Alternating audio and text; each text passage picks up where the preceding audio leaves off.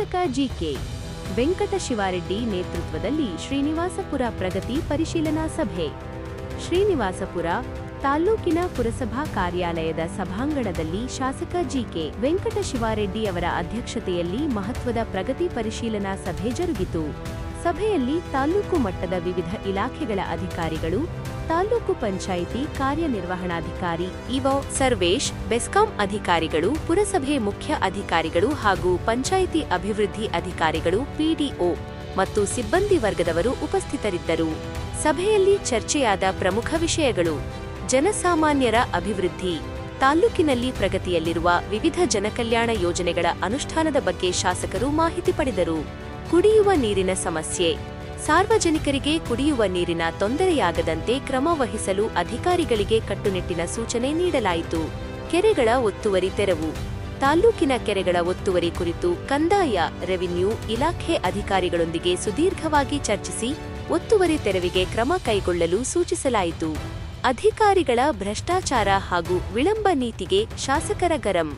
ಸಭೆಯಲ್ಲಿ ಪತ್ರಕರ್ತರು ಸರ್ಕಾರದ ಸೌಲಭ್ಯಗಳು ಹಾಗೂ ಅಭಿವೃದ್ಧಿ ಕೆಲಸಗಳ ವಿಳಂಬದ ಬಗ್ಗೆ ಶಾಸಕರ ಗಮನ ಸೆಳೆದರು. ಈ ವೇಳೆ ಪ್ರಮುಖವಾಗಿ ಭ್ರಷ್ಟಾಚಾರದ ಆರೋಪವೊಂದು ಸಭೆಯಲ್ಲಿ ಕೇಳಿಬಂದಿತು. ಪ್ರಮುಖ ಆರೋಪ: ರೋಣೂರು ನಾಡಕಚೇರಿ ವ್ಯಾಪ್ತಿಯ ತಾಡಿಗೋಳ್ ಗ್ರಾಮದ ಗ್ರಾಮ ಲೆಕ್ಕಾಧಿಕಾರಿ ವಿಎಎಸ್ಎನ್ ಪೃಥ್ವಿ ಅವರು ಖಾತೆ ಮಾಡಿಕೊಡಲು ಸಾರ್ವಜನಿಕರಿಂದ ಹಣದ ಆಮಿಷ ಒಡ್ಡುತ್ತಿದ್ದಾರೆ. ಕಶೆಟ್ಟಿಹಳ್ಳಿ ಗ್ರಾಮದ ಖಾತೆ ವಿಚಾರದಲ್ಲೂ ಹಣ ಪಡೆದಿರುವ ಆರೋಪ ಕೇಳಿಬಂದಿದ್ದು, ಅರ್ಜಿ ಸಲ್ಲಿಸಿ ತಿಂಗಳು ಕಳೆದರೂ ಖಾತೆಗಳನ್ನು ಪೆಂಡಿಂಗ್ ಇಡಲಾಗಿದೆ ಎಂದು ಸಾರ್ವಜನಿಕರು ಹಾಗೂ ಪತ್ರಕರ್ತರು ಶಾಸಕರ ಗಮನಕ್ಕೆ ತಂದರು. ಶಾಸಕರ ಭರವಸೆ. ಈ ಗಂಭೀರ ಆರೋಪಕ್ಕೆ ಪ್ರತಿಕ್ರಿಯಿಸಿದ ಶಾಸಕ ಜಿಕೆ ವೆಂಕಟಶಿವಾರೆಡ್ಡಿ ಅವರು, ಪ್ರಸ್ತುತ ನಡೆಯುತ್ತಿರುವ ಮತದಾರರ ಪಟ್ಟಿ ಪರಿಶೀಲನೆ ಕಾರ್ಯ ಮುಕ್ತಾಯಗೊಂಡ ತಕ್ಷಣವೇ ತಾಡಿಗೋಳ್ ಗ್ರಾಮದಲ್ಲಿ ಅಧಿಕಾರಿಗಳು ಹಾಗೂ ಗ್ರಾಮಸ್ಥರ ಸಮ್ಮುಖದಲ್ಲಿ ವಿಶೇಷ ಸಭೆ ಕರೆಯಲಾಗುವುದು. ಗ್ರಾಮ ಲೆಕ್ಕಾಧಿಕಾರಿ ಎಸ್ಎನ್ ಪೃಥ್ವಿ ಅವರ ಖಾತೆ ವಿಳಂಬ ಹಾಗೂ ಹಣ ಪಡೆದಿರುವ ಆರೋಪಗಳ ಕುರಿತು ಖುದ್ದಾಗಿ ಪರಿಶೀಲನೆ ನಡೆಸಿ ತಪ್ಪಿತಸ್ಥರ ವಿರುದ್ಧ ಕಠಿಣ ಕ್ರಮ ಕೈಗೊಳ್ಳುವುದಾಗಿ ಸಭೆಗೆ ಆಶ್ವಾಸನೆ ನೀಡಿದರು. ಕೆಲಸ ಸರಿಯಾಗಿರೋ ರೆವಿನ್ಯೂ ತಹಸೀಲ್ದಾರ್ ಸಂಬಂಧಪಟ್ಟಂತೆ ರೋಣೂರು ಡಿಟಿ ನಾಡ ಕಚೇರಿನಲ್ಲಿ ಸಂಬಂಧಪಟ್ಟ ತಾಡಿಗೋಳ್ ಗ್ರಾಮಕ್ಕೆ ವಿಲೇಜ್ ಅಕೌಂಟೆಂಟ್ ಪೃಥ್ವಿ ಅಂತಿದ್ದಾನೆ. ಒಂದು ಅದಾಲತ್ ಆಗಿರುವಂತ ಖಾತೆಗಳು ಪೆಂಡಿಂಗ್ ಮಾಡಿದ್ದಾನೆ. ಅಮೌಂಟ್ ಇದ್ರೆ ಅರ್ಜಿಗೆ ಪಾಸಿಬಲ್ ಅದರಿಲ್ಲ. ಈಗಾಗಲೇ ಕಶೆಟ್ಟಿದ್ದು ಒಂದು ಅರ್ಜಿ ಅವ್ನು 2,000 ಕೊಟ್ಟು ಅದ್ರಲ್ಲಿ ಅರ್ಜಿ ತಮ್ಮ ಗಮನ ತರ್ತಾ ಇದ್ದೀನಿ. ಶಾಸಕ ಗಮನಿಗೆ ನಾವಿಲ್ಲಾಂದ್ರೆ ಅರ್ಜಿ ನಾವು ಡಾಕ್ಯುಮೆಂಟ್ ಅನ್ನು ಲೋಕೇಟ್ ಪ್ರೋಸೆಸ್ ಮಾಡ್ತೀವಿ. ಮೀಟಿಂಗ್ ಅಲ್ಲಿ ತಮ್ಮ ಗಮನ ತರ್ತಾ ಇದ್ದೀನಿ. ಯಾಕಂದ್ರೆ ನಿಮ್ಗೆ ಗೊತ್ತಿಲ್ಲ ಏನಾಗಿದೆ. ರೋಣೂರು ಡಿಟಿ ನಾಡ ಕಚೇರಿ ಸಂಬಂಧಪಟ್ಟಂತೆ ತಾಡ್ಗೋಳು 3 ವಿಲೇಜ್ ಇದೆ ಪೃಥ್ವಿ ಅಂತ. ಅವು ಅದಾಲತ್ ಆಗಿರೋಂಥ ಒಂದು ಅದಾಲತ್ ಅಂದ್ರೆ ಏನ್ ಹೇಳಿ ಖಾತೆಗಳು ಬೇಗ ಪ್ರೋಸೆಸ್ ಅರ್ಜಿಗಳು ಹಂಗೆ ಪೆಂಡಿಂಗ್ ಮಾಡಿದ್ದಾನೆ. ಅದ್ರ ಗಮನ ಹರಿಸಿ ಒಂದು ಇದು ಕಶೆಟ್ಟಿದ್ದು ಒಂದು ಖಾತೆ ವಿಚಾರದಲ್ಲಿ 2,000 ತಗೊಂಡು ಮಿಕ್ಕಿದ ಅಮೌಂಟ್ ಇದ್ರೆ ಅದು ಪೆಂಡಿಂಗ್ ಮಾಡಿದ್ದಾನೆ. ನಾನು ಹೇಳ ಯಾಕೆ ಸಂಬಂಧಪಟ್ಟ ಸುಬ್ರಹ್ಮಣ್ಯ ಡಿಟಿ ಸುಬ್ರಹ್ಮಣ್ಯ ಡಿಟಿ ಅವ್ರಿಗೆ ತಹಸೀಲ್ದಾರ್ ತಂದ್ರೇನು ಪ್ರಯೋಜನ ಏನ್ ನಾವ್ ಹೇಳಿ ಅಲ್ಲ. ಗಮನ ಹರಿಸ್ಬೇಕಲ್ಲ ಜನರು. ಬೇಕಾದ್ರೆ ತಾವು ತಾಡ್ಗೋಳ್ ಪರಿಶೀಲನೆ ಮಾಡಿ, ತಾಡ್ಗೋಳ್ ಯಾರಾದ್ರೂ ಕೇಳಿ ಅವ್ನ ವಿಚಾರ ಏನಂತ ಹೇಳಿ ಅಲ್ಲೊಂದು ಸಭೆ ಮಾಡ್ಕೊಂಡು ನಾವು ಬರ್ತೀವಿ. ಜನರ ಮುಂದೆ ಮಾತಾಡಿ ಜನರು ಹೇಳಿ, ನಾವ್ ಹೇಳೋದು ಬೇಡ. SIR ಆಗಲಿ ಡಿಟಿ ಕರ್ಸಿ ತಹಸೀಲ್ದಾರ್ ಕರ್ಸಿ ಮುಖಾಮುಖಿ ಜನರ ಮುಂದೆ ಮಾತಾಡೋಣ. ಆ ವಿಷಯಗಳೆಲ್ಲ ನನಗೆ ಗೊತ್ತಿದೆ.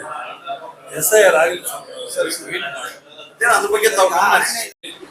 ಇವತ್ತು ಅನೇಕ ವಿಷಯಗಳನ್ನು ನಾವು ಚರ್ಚೆ ಮಾಡಿದೆವು. ಅದರಲ್ಲಿ ಮುಖ್ಯವಾಗಿ ಕುಡಿಯುವ ನೀರಿನ ಸಮಸ್ಯೆಗಳು. ನಾವು ಎಲ್ಲ PDOಗಳನ್ನು ಕರೆದಿದ್ವು, ಎಲ್ಲ ರೆವಿನ್ಯೂ ಅಧಿಕಾರಿಗಳನ್ನ ಕರೆದಿದ್ವು, ಮತ್ತೆ ಎಲ್ಲ ಇಲಾಖೆಯ ಅಧಿಕಾರಿಗಳನ್ನು ಕೂಡ ಕರೆದಿದ್ವು. ಅನೇಕ ಸಮಸ್ಯೆಗಳನ್ನ ಚರ್ಚೆ ಮಾಡಿದ್ದೇವೆ. ನೀರಿನ ಸಮಸ್ಯೆಗಳು ಬಹುಶಃ ಒಂದು 26 ವಿಲೇಜಸ್ ಅಲ್ಲಿ 26 ವಿಲೇಜಸ್ ಅಲ್ಲಿ ಇತ್ತು. 20 ವಿಲೇಜಸ್ ಅವೆಲ್ಲ ಕೂಡ ಜಲಜೀವನ ಸ್ಕೀಮ್ JJM ಸ್ಕೀಮಲ್ಲಿ ಇನ್ಕ್ಲೂಡ್ ಆಗಿದೆ. ಅದನ್ನ ಒಂದು ವಾರದಲ್ಲಿ ಅದನ್ನ ಬೋರ್ ಹಾಕಿ ಅದನ್ನು ಪೈಪ್ ಮೋಟರ್ ಹಾಕಿ ಅದನ್ನು ಸರಿಪಡಿಸಬೇಕು ಅಂತ, ನೀರು ಕೊಡಬೇಕು ಅಂತ ಒಂದು ಅವ್ರಿಗೆ ಆದೇಶ ಕೊಟ್ಟಿದ್ದೇವೆ. ನಾವು ನಿವಾರಣೆ ಮಾಡಬೇಕು ಅಂತ ಅದೊಂದು ಡಿಸ್ಕಸ್ ಮಾಡಿದ್ವು. ಮತ್ತು ಇನ್ನು ಬೆಸ್ಕಾಮು ಅನೇಕ ಸಮಸ್ಯೆಗಳಿದ್ದವು. ಅವು ಕೂಡ ನಾನು ಹೇಳಿದ್ದೇನೆ ನಮ್ಮ ಬೆಸ್ಕಾಂ ಅಧಿಕಾರಿಗಳಿಗೆ. ಇವತ್ತು ತಾಲೂಕಿನಲ್ಲಿ ಏನು ಸಮಸ್ಯೆಗಳಿದೆಯೋ ಅದೆಲ್ಲ ಕೂಡ ತಗೊಂಡು ಬನ್ನಿ. ನಾನು ನಿಮ್ಮ ಮಂತ್ರಿಗಳನ್ನ ಭೇಟಿ ಮಾಡಿ, ಮಂತ್ರಿಗಳು ನಮ್ಮ ಸ್ನೇಹಿತರು, ತತ್ಕ್ಷಣ ನನ್ನ ಎಲ್ಲ ಸಮಸ್ಯೆಗಳನ್ನು ನಿನ್ನೆ ತಾನೇ 10 ಕೋಟಿ ಯೋಜನೆಗಳನ್ನ ನಮ್ಮ ಬೆಸ್ಕಾಂ ಅಧಿಕಾರಿಗಳು ನಾನು ತಂದು ಕೊಟ್ಟಿದ್ದಾರೆ. ಅದನ್ನು ಈಗಾಗಲೇ ನಾನು ಸಂಬಂಧಪಟ್ಟ ಮಂತ್ರಿಗಳಿಗೆ, ನಮ್ಮ ಜಾರ್ಜ್ ಅವರಿಗೆ ಕೊಟ್ಟಿದ್ದೇನೆ. ಇನ್ನ ಕೆಲವು ಏನಿದೆಯೋ ಎಲ್ಲ ನೀವು ಕೋಟಿಗಳ ಲೆಕ್ಕ ಹಾಕಬೇಡಿ, ಸಮಸ್ಯೆಗಳ ಲೆಕ್ಕ ಹಾಕಿ, ಇನ್ಕ್ಲೂಡಿಂಗ್ ಕೇಬಲ್ ಇಲ್ಲಿ ಎಲ್ಲ ಕೂಡ ನಮ್ಮ ಕ್ಷೇತ್ರದಲ್ಲಿ ಎಲ್ಲ ಕಡೆ ಹಾಗೆ ನಮ್ಮ ತಾಲೂಕು ಮಾಡಿ ಅದನ್ನ ನಾವು ಸಮಸ್ಯೆಗಳನ್ನ ಬಗೆಹರಿಸ್ತೇವೆ ಅಂತ ಹೇಳಿದ್ದೇವೆ. ಮತ್ತೆ ಎಲ್ಲ ಇಲಾಖೆ ಅಧಿಕಾರಿಗಳು ಬಂದಿದ್ರು. ಕೆಲವಾರು ಸಮಸ್ಯೆಗಳನ್ನ ಕೆಲವು ಕಡೆ ಸ್ಕೂಲ್ಗಳು, KPC ಸ್ಕೂಲ್ಸು ಸರಿಯಾಗಿ ನಡೀತಾ ಇಲ್ಲ ಅಂತ ಅದು ಬಂತು ಇದರಲ್ಲಿ ನಮ್ಮ ಸೋಮೇದಹಳ್ಳಿಯಲ್ಲಿ. ಅದನ್ನ ಮತ್ತೆ ಮುಳುಗಲ್ಲಿ ಸರಿಯಾಗಿ ನಡೀತಾ ಇಲ್ಲ ಅಂತ ಹೇಳಿಬಿಟ್ಟು ಅದು ಒಂದು ಅಪಾದನೆ ಬಂತು.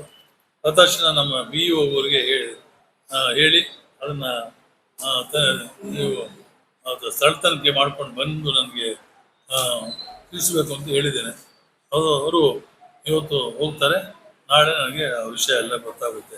ಎಲ್ಲೆಲ್ಲಿ ದುರುಪಯೋಗ ಆಗ್ತಾ ಇದೆ ಅಂತ ಕಡೆ ನೋಡ್ಕೊಂಡು ಬನ್ನಿ ಅಂತ ಹೇಳಿದ್ದೇನೆ. ಮತ್ತೆ ಕೆಲವಾರು ಸಮಸ್ಯೆಗಳು ಇವಾಗ JJMಗೆ ಕೆಲವಾರು ಕಡೆ ಟ್ಯಾಂಕ್ಗಳಿಗೆ ಕಟ್ಟುವುದಕ್ಕೆ ಅವಕಾಶ ಇರಲಿಲ್ಲ. ಅದು ನಮ್ಮ EO ಅವರಿಗೆ ಕೆಲವಾರು ವಿಷಯಗಳನ್ನು ಕೂಡ ನಾವು ಜವಾಬ್ದಾರಿ ವಹಿಸಿದ್ದೇವೆ. ಅವರು JJM ಇಂಜಿನಿಯರು ಮತ್ತು KEB ಇಂಜಿನಿಯರ್ ಸಮಸ್ಯೆಗಳು ಬಗೆಹರಿಸಬೇಕು ಅಂತ ಅವರಿಗೆ ಜವಾಬ್ದಾರಿ ವಹಿಸಿದ್ದೇನೆ. ಈ ಅರಣ್ಯ ಒತ್ತುವರಿ ತೆರವು ಕಾರ್ಯಕ್ರಮದಿಂದ ಕೆಲವಾರು ಪಾಪ ಜನರಿಗೆ ತೊಂದರೆ ಆಗಿದೆ.